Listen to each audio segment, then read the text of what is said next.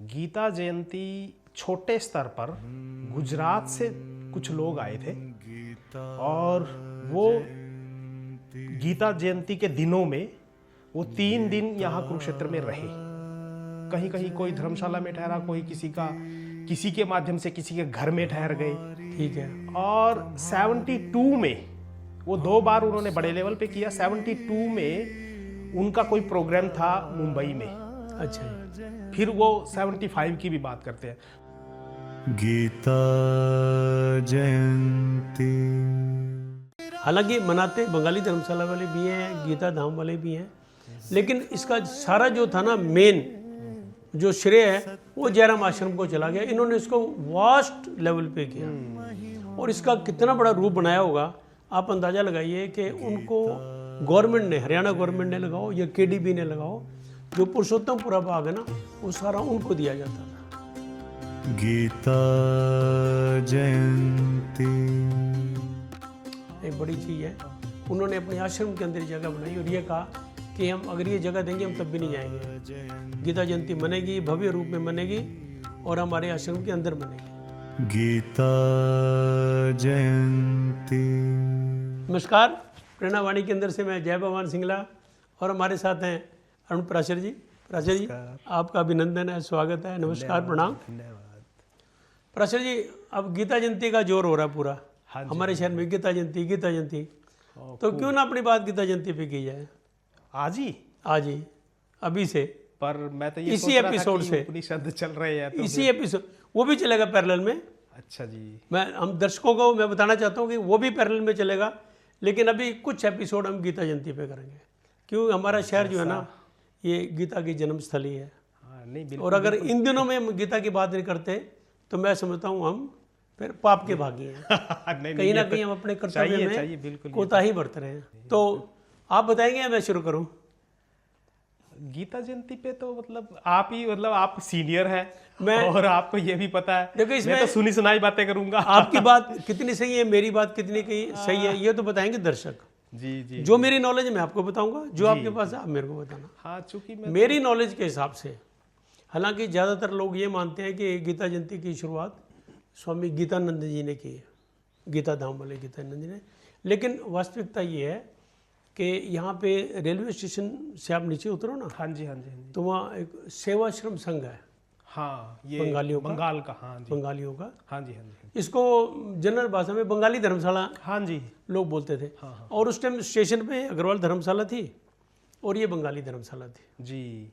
तो लोग जो ना यहाँ खूब ठहरते थे, अच्छी व्यवस्था है, साफ सुथरी जगह है। हाँ हाँ, देखा मैंने। तो इन्होंने लगभग, जो मेरी नॉलेज है, 50 साल पहले गीता जयंती शुरू की।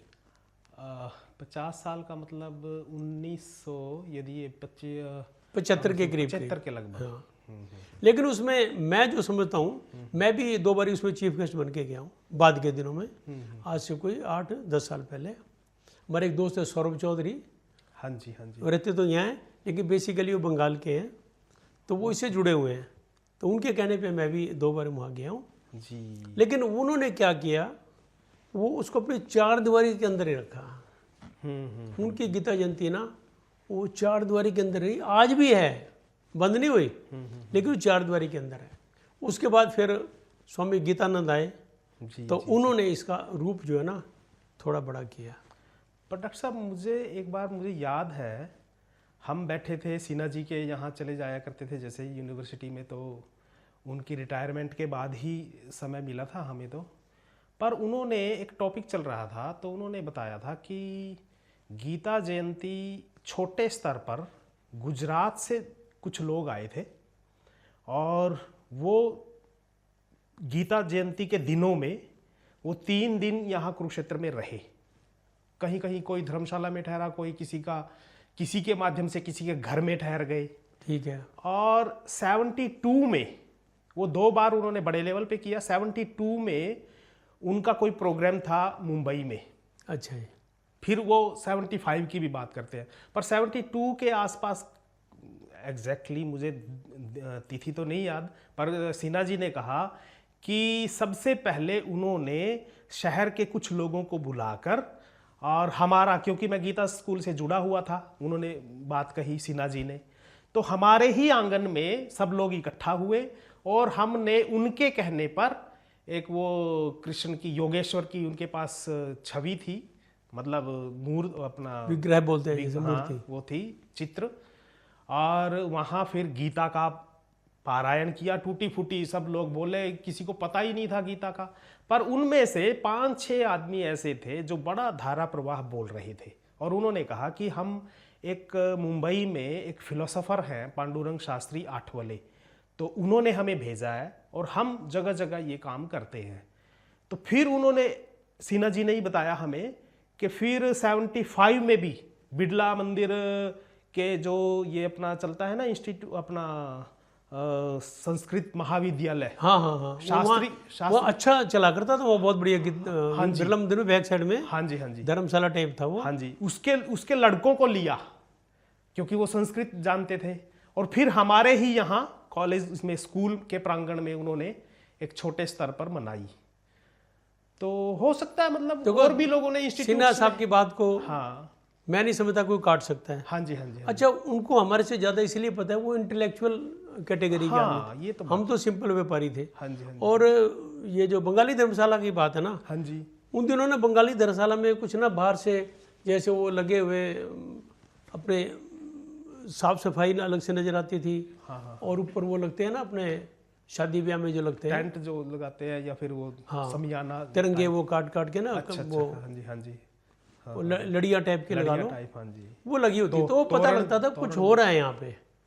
फिर लोग वहाँ पे देखते थे क्या हो रहा है। तो वो बड़े सात्विक स्वभाव के आदमी थे, वो सच्चे श्रद्धालु थे गीता के, उनको ड्रामे में यकीन नहीं था। अच्छा अच्छा अच्छा, हाँ। उसको पब्लिसाइज नहीं करना चाह रहे थे, ना इसका राजनीतिकरण करना चाह रहे थे। वो चाहते कि गीता की जन्मस्थली है, गीता का पारायण यहाँ पे होना चाहिए, गीता जयंती, गीता दिन जरूर मनाई जानी चाहिए। उनका बड़ा सात्विक भाव था। और यही भाव जो गुजरात से आए हैं लोग जो कह रहे हैं, ये उनका भाव रहा होगा भाई, अगर यहाँ के लोग नहीं जागरूक है तो इनको जागरूक करो, इनको जगाओ। हो सकता है ये सोए हुए हैं। हाँ, एक बार की तो बात है, यहाँ ये अपना ये बीच में नंदा संस्थान जो है, शोध संस्थान, ये तो भी बना है। हाँ नहीं, नंदा में एक बार वो बैठे हुए थे हम लोग, मैं जाया करता था इसमें, एक डॉक्टर सुरेंद्र मिश्रा जी थे जो हाँ हाँ हाँ हाँ संस्कृत के, हाँ जी, हाँ जी, बड़े विद्वान, तो वो ये इसके डायरेक्टर बन गए थे एक बार। वो अभी भी जिंदा है मेरे ख्याल में, जीवित है।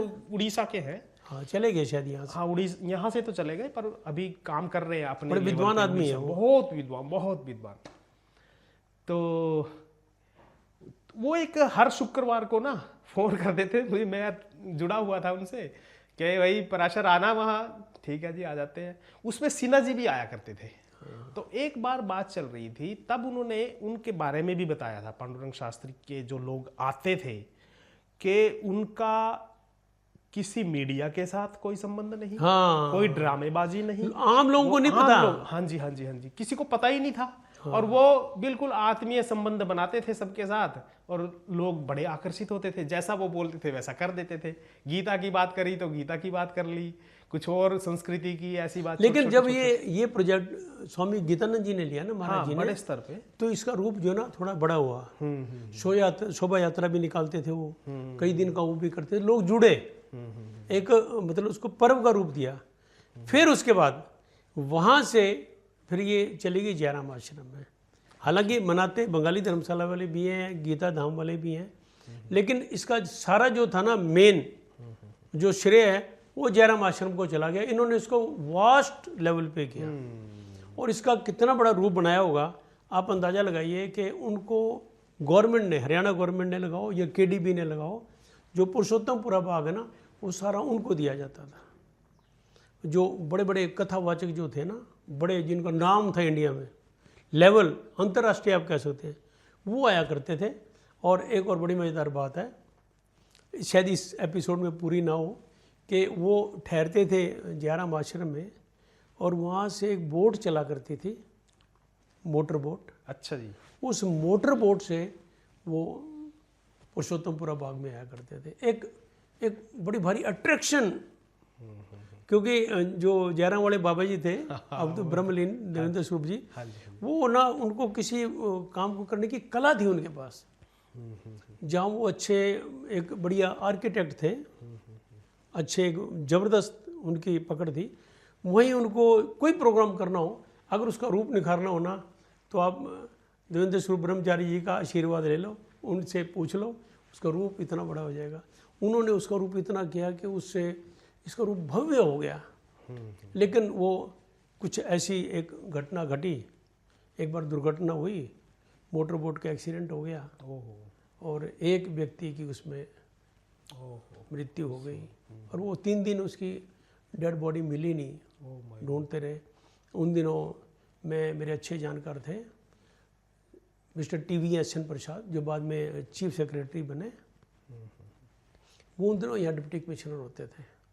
तीसरे दिन जब उनकी डेड बॉडी नहीं मिली, सारे प्रोग्राम उन्होंने उसी टाइम पोस्टपोन कर दिए। जैसे बात रही ऐसे हुआ, उन्होंने कहा सब प्रोग्राम पोस्टपोन, कोई प्रोग्राम नहीं होगा, गीता जयंती का भी नहीं होगा, हम करेंगे इसको पूरा एक कमरे में, बंद कमरे में बैठेंगे, प्रचार प्रसार बंद। तीसरे दिन उन्होंने ये ऑर्डर कर दिया था कि अगर नहीं डेड बॉडी मिलती तो इसकी नहर खोद के ना इसका पानी निकालो, मेरे को डेड बॉडी निकालनी है। उनके माँ बाप, उनके बच्चे क्या कहेंगे। तो जैसे उन्होंने ये प्रतिज्ञा की कि मैं पानी, तभी वो डेड बॉडी मिल गई। वो डेड बॉडी, वो मोटर बोट ऐसे घूमी तो दीवार के साथ जाके चिपक गई, फिर इसमें से निकली वो। तो उस साल जो है ना, फिर ऐसा झटका लगा सबको कि वो पुरुषोत्तमपुरा बाग फिर गवर्नमेंट ने कहा भी नहीं, मोटर बोट नहीं चलेगी, पुरुषोत्तमपुरा बाग दे दो, मोटर बोट बंद कर। फिर मोटर बोट बंद होगी। बाद में फिर परिस्थितियाँ बदली, फिर उन्होंने पुरुषोत्तमपुरा बाग भी देने से मना कर दिया। और फिर जयराम वाले भी, वो भी अपने आप में एक बड़ी चीज़ है। उन्होंने अपने आश्रम के अंदर जगह बनाई और ये कहा कि हम अगर ये जगह देंगे हम तब भी नहीं जाएंगे, गीता जयंती मनेगी, भव्य रूप में मनेगी और हमारे आश्रम के अंदर मनेगी।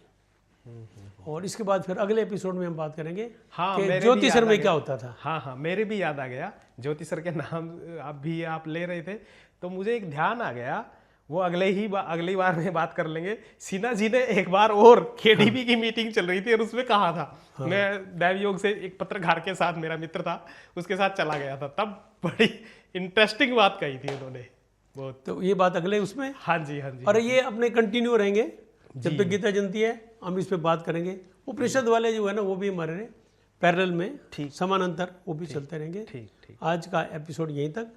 आपका बहुत बहुत धन्यवाद, दर्शकों का भी धन्यवाद। गीता जयंती।